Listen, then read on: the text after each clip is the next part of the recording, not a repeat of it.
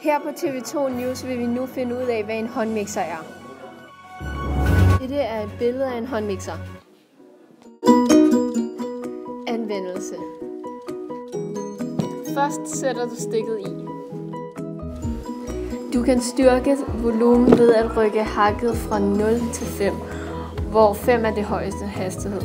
Eller hold M nede for, at maskinen kører på turbo. Der er 3 forskellige enheder: degkrog, piskeris og stavblender. På piskeriset eller degkrogene kan du se en flad og en stjerneformet cirkel, som indikerer hvilket piskeris og hvilken degkrog, der skal i hver sit hul. På den røde knap kan man trykke degkrogene eller piskerisene ud. I bunden af håndmixeren er der en cirkel, som kan åbnes, så kan du sætte stavblenderen til. Når cirklen er åben, kan du ikke bruge talvolumen.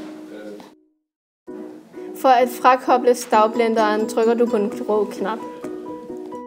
Og når du er færdig med at bruge den, hiver du stikket ud.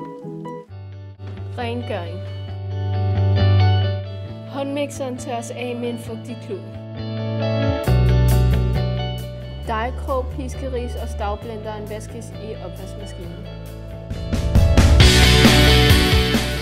Sikkerhed.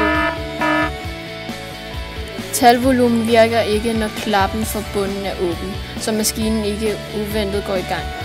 Lad være med at stikke fingrene ned i nogle af genstandene, imens den kører. Mindreårige må ikke lege med dette udstyr. Særlige egenskaber.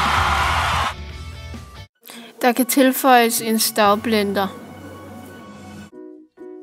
lavet af Andrea Dalsgaard og Laura Hansen.